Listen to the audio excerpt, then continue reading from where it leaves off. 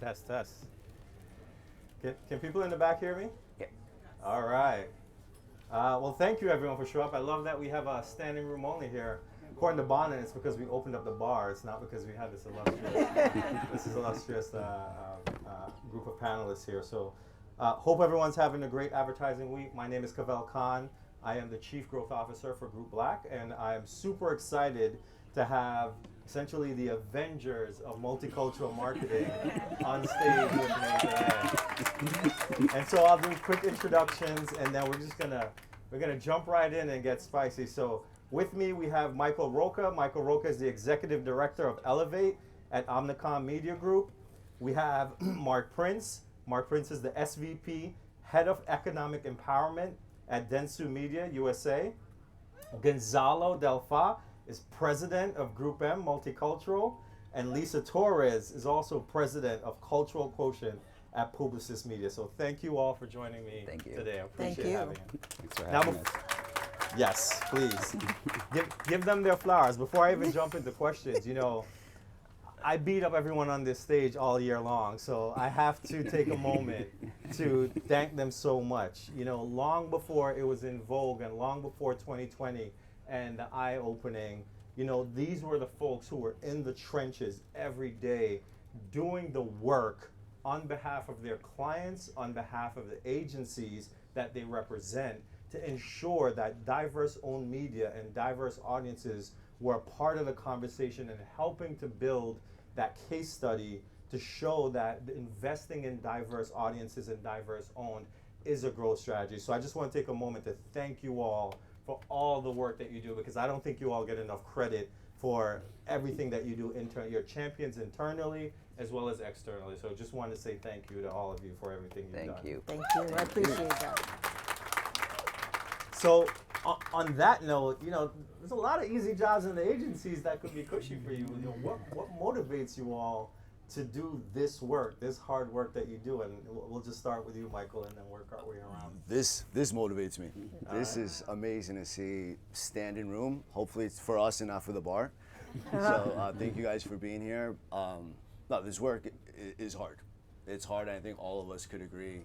It's not a job for everyone. So I think there's a lot of challenges that we have, but there's a lot of bright spots that we need to start celebrating. I think we all have moved the needle in terms of trying to create a more equitable media ecosystem and drive business for our clients. But I've been doing this for 20 years.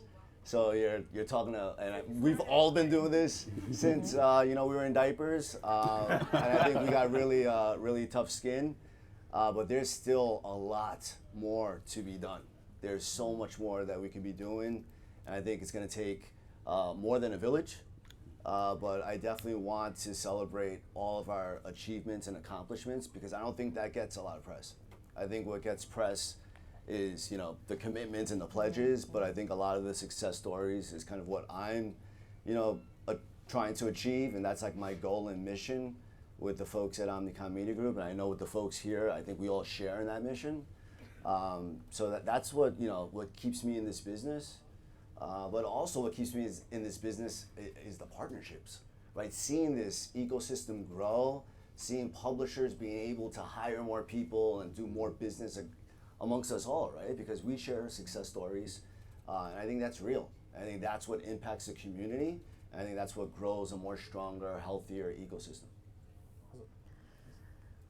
For me, I think I echo a lot of what Mike says, and thank you, Cavel, because I appreciate the acknowledgement. And this group here is like, I'm their cheerleader as well as their, sometimes like we're frenemies because we're pitching against each other. But then I'm like, if I don't win, I want him to win, So it's like that, like that camaraderie between us. Like I've known Gonzalo forever, I've known Roca forever, and we know each other's partners and all of that stuff. So I think that part keeps me going. But to be perfectly honest, like, I was born into this. Like, I can't be anybody but my Latina self. So and that it wasn't always, I've been a little bit longer than 20 years, but but I think I was sometimes the only woman, sometimes the only Latina woman. So it's wanting to see more of me reflected in the hallways, But it's also like I always have this thing because I'm super simple in language. Like I don't get fancy with my words. Like the screens need to match the streets. That is my mantra. Like when the screens match the street, then I will be done. And I think that is what keeps me going, is to know that I'm going. I would love to be able to say. I know my tombstone will never say that I was like a great employee, but at least my obituary hopefully will say that I left a little mark and I left this industry a little bit better than when I walked into it, and a little less racist and a little more diverse. So I think one of the things we need to highlight is that, as you can imagine, the four of us, we compete. You have on stage the four largest media agencies, and probably the biggest chunk of investment that exists in diverse media, diverse audiences. So we do compete, but we all know that we are in this together. And that has been an evolution. If I go back 20 years, we've been long enough in this industry, it was more about the competition than getting the industry where we wanted. And I think that then we all realized that if we don't work on all this together, we're not gonna get anywhere. So I want to highlight that. Why I'm still doing this, I always say that in life, I think that we need to concentrate on different priorities. When you're younger, it's all about learning, then it's about earning, and eventually it's about returning. And I've learned so much in my life and in this career. It helped me earn a lot of things. And I'm in a point where it's my way of also giving back to our communities, because this is a way for me to say, hey, you know what, you helped me get here, what can I do for you? And again, I'm not doing this because I'm a good Samaritan. Of course, there's a business behind all this. But on the other hand, I think that sometimes we forget that this is business, but this is also a social responsibility, and we need to make people, accountable of those things. I echo what all my counterparts said, and for me, and it took me a minute to realize that what we do is so much more beyond rating points and impressions. Like the power of the investments that we place, affect representation, they affect opportunity. And in this day and age where there's so much going on, the importance of being able to have those authentic voices that can speak truth to power, that aren't filtered, is one of the things that really keeps me going in this space. Because now more than ever, with so many outlets and so many opportunities, our voices have to be heard, and they have to be able to be heard unfiltered without consequences. And so that's a driver for me. I had started as a broadcast buying director on the local side for a number of years. And when I switched over into this space, I was really surprised at so many of the challenges that existed that I think I just took for granted, in terms of seeing partners come in, partners being able to present things of that nature. So when I realized, and I think we all feel this way, that if we can be that portal to get our partners into the door, to get them to the right brand groups, to get them to the right clients, that it's an important function. So it's rewarding, because not only is it about growing business, and there's still work to do, and I think we all agree with that, but really just having that representation and getting a new partner to come in that's never been there before, and the impact that can have on their business and the reciprocal effect. Those are the things that keep you going on those down days when you're getting kicked, whether from internal or external forces. Or me, right? or you, yeah. But with love, of course. Yeah. The last point that you just made is sort of the core of why we wanted to do this panel, which is the progress that has been made. We recognize there's more to do, but the reality is, you look at the last few years since this has been in focus, millions and millions of dollars have moved into diverse-owned media. And from my perspective, as the years go by, we sort of, I think, you said it, Mike, the metric kind of was hitting a goal, right? A 1%, 2%, 5% goal. And I think where we're moving to is a place where, well, listen, we've hit a lot of those goals, but what did it do? And so can you talk a little bit about, we've spent millions of dollars, diverse-owned media has delivered for brands. What are the results? What are the metrics that your marketers and your agencies are seeing as a result of all this work? I jump in here quick. Yeah. I think you raised a good point, right? I think the moral imperative is still important, but we need to tie this to a business imperative, right? Because that's the only way that this becomes sustainable versus just another headline. I think that's the last thing we want to see, is just another headline. We want to see impact. We want to see impact on both the publisher side and on the business side.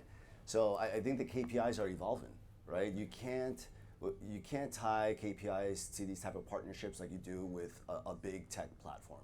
I think we need to meet in the middle. I think we're starting to have those conversations, those meaningful conversations, where we need to think about the long term, right? So what's the 5-year plan? What's the 10-year plan? And we're having amazing conversations, some, Cavel, where you guys are front and center in the conversation where we're having with CMOs, with presidents, folks who are the decision makers. And I think we need to bring everyone to the table because everyone's accountable. It doesn't just fall on the agencies and on the partners.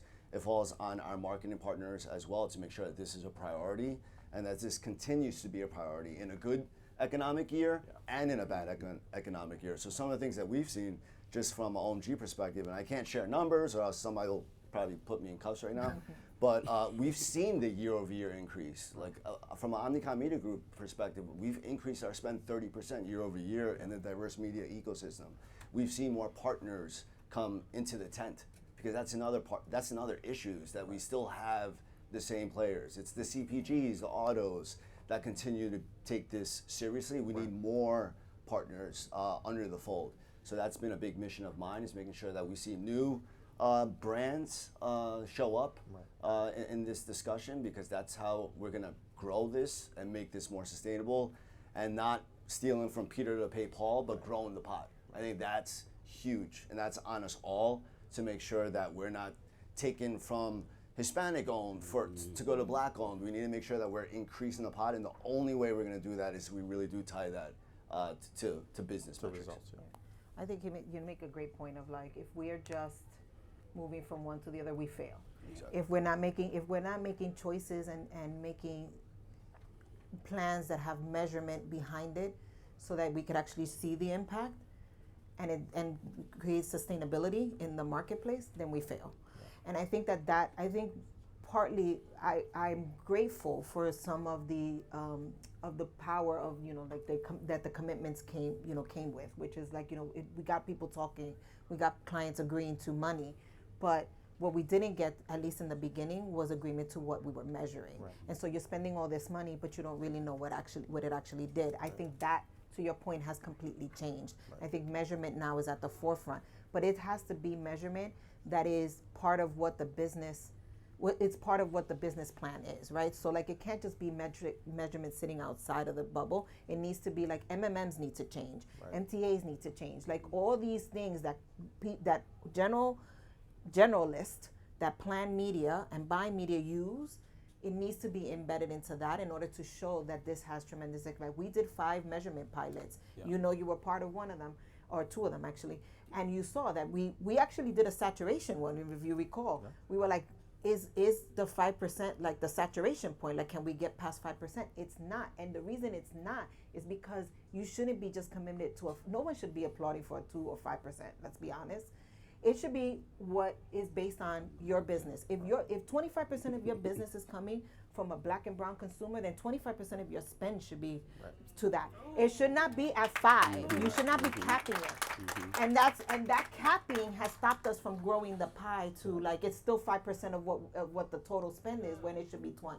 So Lisa, can you double click on, because that is a good point. Publicis and others here, but we were part of yours, did spend the dollars, did do the measurement, and showed the growth. Yeah, we did. You showed the growth. Yeah. So why isn't it like it's still the unlock?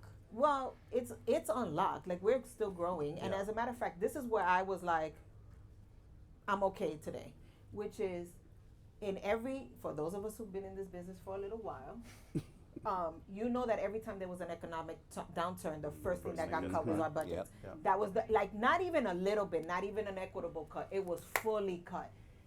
This economic downturn, we all, I think, saw either growth or flat is the new up, or like an equitable cut across the board. It wasn't just like, we're gonna overcut in this segment in order to do, like, we protected budgets for that. And I think that's the first time I have ever, and I've been through a few, ever seen that happen. And for me, that was groundbreaking. Yeah.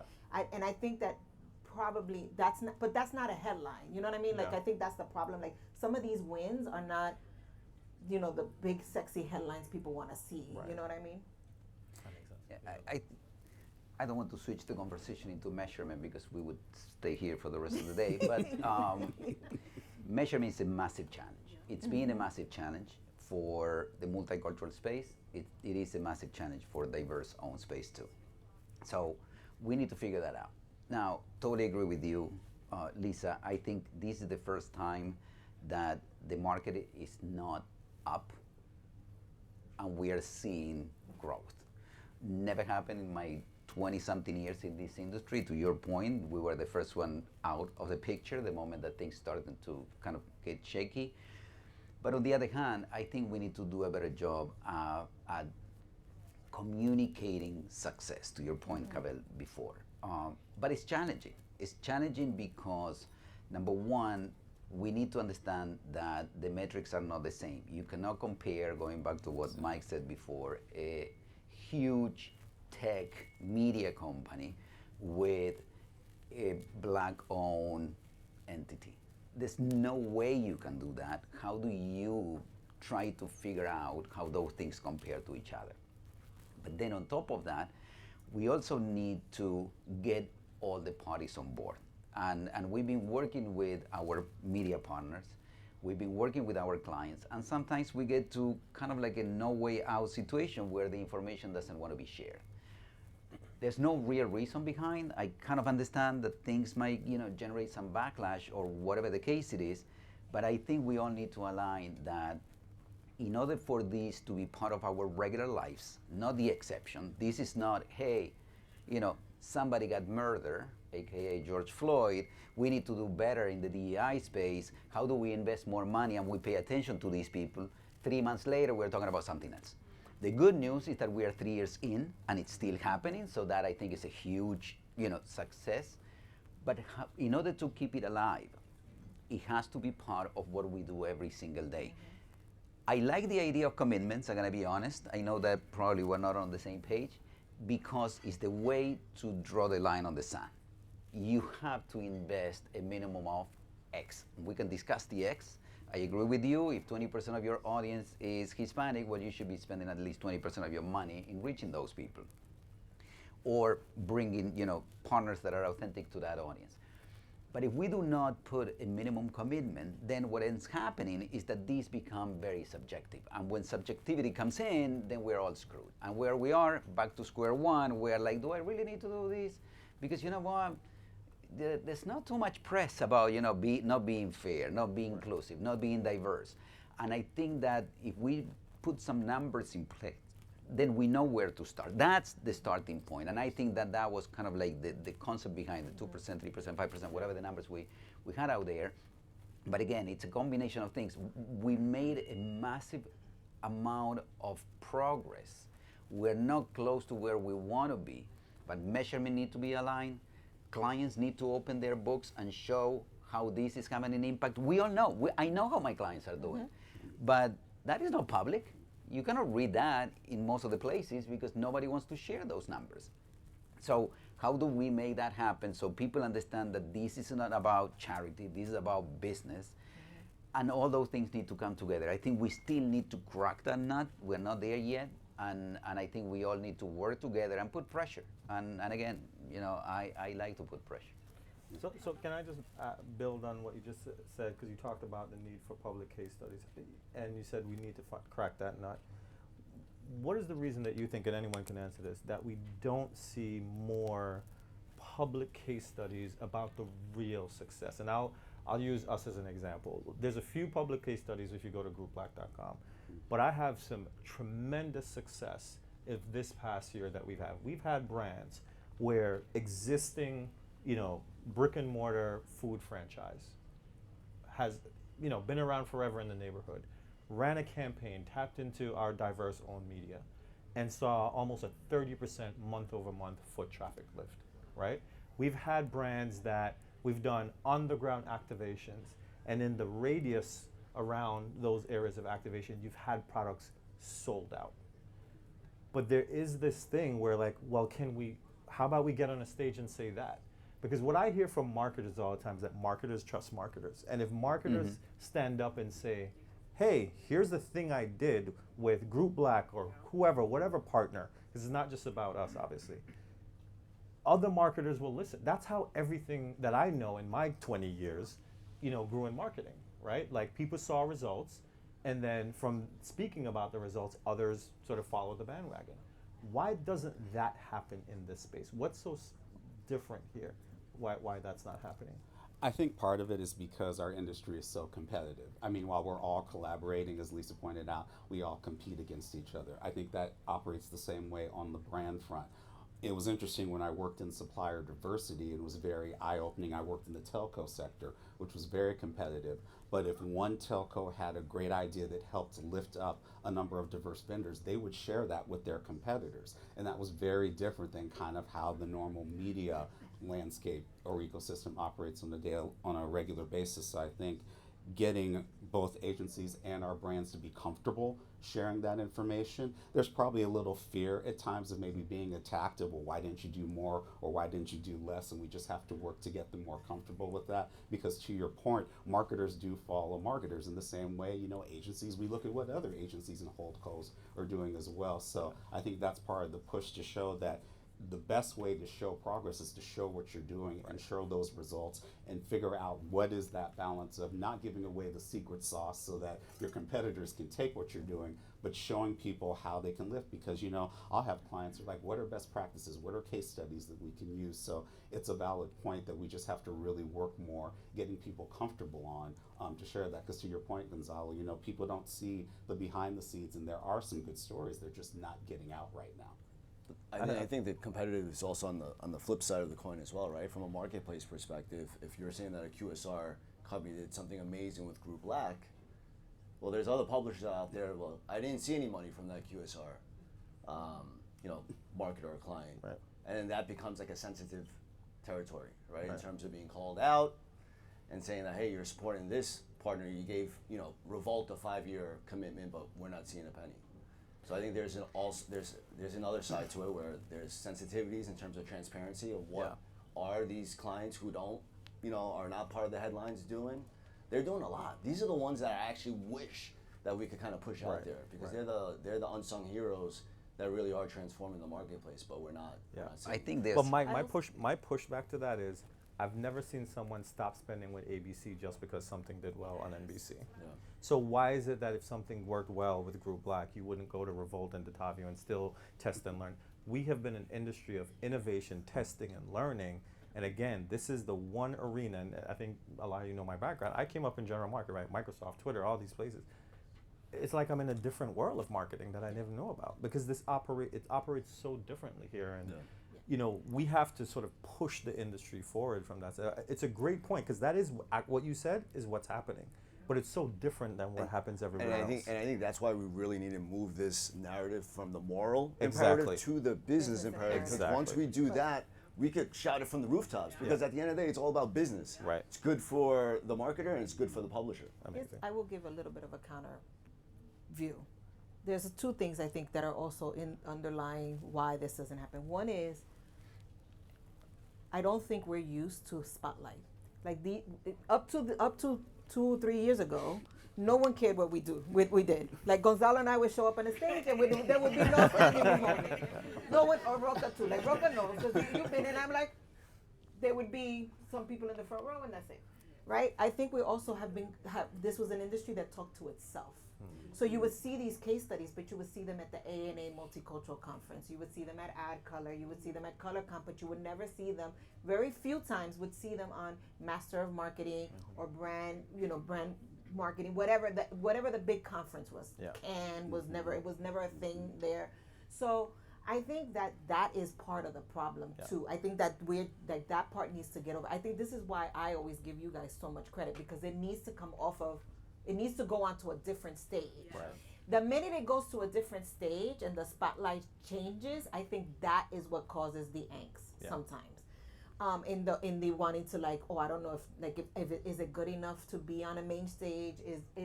will the room empty, which I've seen happen, of like you go to Master of Marketing and this section comes up in the agenda and suddenly everyone has to go to the bathroom. Right. So like, so it's like that type of thing. But I think to your point, like if we don't continue to shout, like we have to shout at the rooftop, we have to put it on different stages, which is what I give you so much credit for. Then I think people become more comfortable in it. Then people want to, then you get the FOMO, right? People want to be on the stage with you. People want to be, like someone else wants to sit in this seat, not me. Yeah.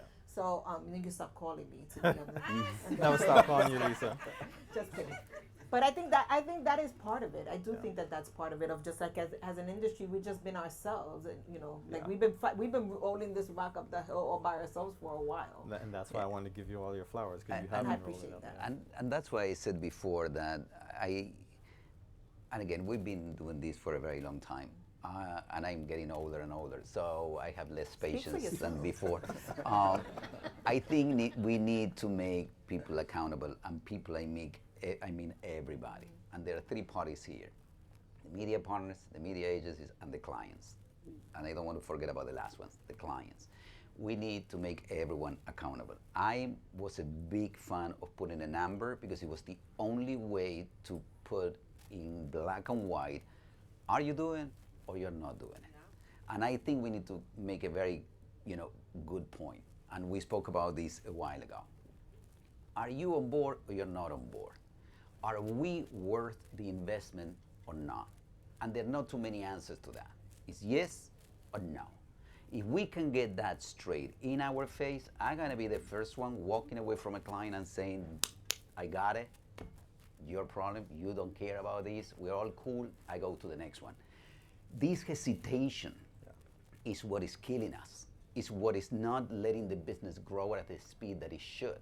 We made a massive amount of progress. I get it, we need to put more case studies out there. We need to show what we've done and how successful it was. We need everyone to come on board, show whatever, we can come up with whatever the KPIs you want. It doesn't need to be sales. If you're worried about your sales, it can be awareness, lift, whatever. It could be percentages if you don't want to talk about units, whatever the heck it is. That's absolutely fine. But on the other hand, I think it's time for us to put the people on the spot and ask them, do you want to do this or you don't want to do this, and go from there.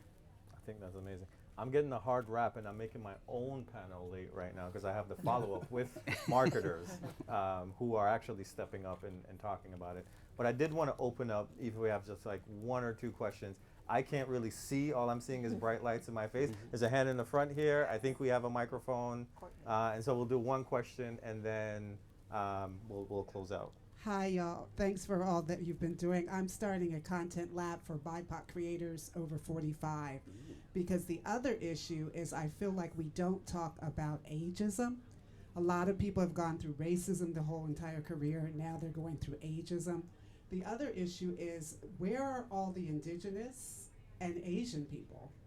When we talk about diversity, I saw the first commercial with an Asian woman and her mama about 6 months ago, and it really struck me how we never see any Asian people, and we never see the indigenous community.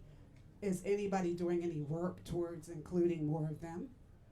Yes, I think we all are. They are, Yeah. I think we all are. I think it's one of those things of you can't boil the ocean, so you got to start somewhere. And I think we all started with Black and Hispanic. I think we're all now moving into AA, NHPI, and LGBTQ. And then the other big one is the intersectionality between all the cultures, and biracial ethnicity. So like I think we're all trying to get all of that growing. And I agree with, listen, I know I'm rocking the gray hair. Like I get the ageism part where like, people call me grandma and I'm like, not really. I got more energy than you. But I think, I think those are the things that will just evolve. I think, you have to start somewhere, and this is where we all chose to start. And you also have to start based on where the growth is. And we all know that this was an established market, but then the growing segment of our population is really in the indigenous and in the other cohorts that we actually have to pay attention to too. So I thank you for that question. And I think it's also important that too often within this industry, it's been an either or instead of an and. Yeah. And that's the Yeah. place where we have to keep moving forward. So it's not just black or it's not just Hispanic. It has to be everyone. And we have to push hard on some of the areas that haven't had that visibility. And also, when you tie it back to the business, right? If you talk about the Asian segment, highest household income in the U.S., highest growing. education attainment, fastest growing. growing segment. It eclipsed the Hispanic market for the first time. So there's so many business points to be made, especially for certain categories. If you look at financial luxury, the Asian segment is a segment that we definitely push a lot because. Back to your point, multicultural doesn't mean black and Hispanic. It's cross-cultural, intersectional. But with household income, because I have this conversation a lot, also have to look at the buying power as well, because that doesn't always tell the story. Because I know there's certain things my community is going to have, regardless of what the household income level is. It's the discretionary income is what I always look at. I'm like, they'll spend more, they save less. Oh yeah. So I know we're late, but I'll give one last final question. Rapid answer here is: as you look to 2024, what does success look like? And we just do a quick round. I'll start this end because last time I started with my For me, it's continued growth and it's more partners. I'm a big focus on new partners. I think sometimes we work with the existing partners that are out there and heavy up on them, but it's about the new partners and it's about the new clients and categories coming into this space. And that's something we're working hard with at dentsu. The other thing I'd like to see selfishly is the 30-day payment terms go across the industry.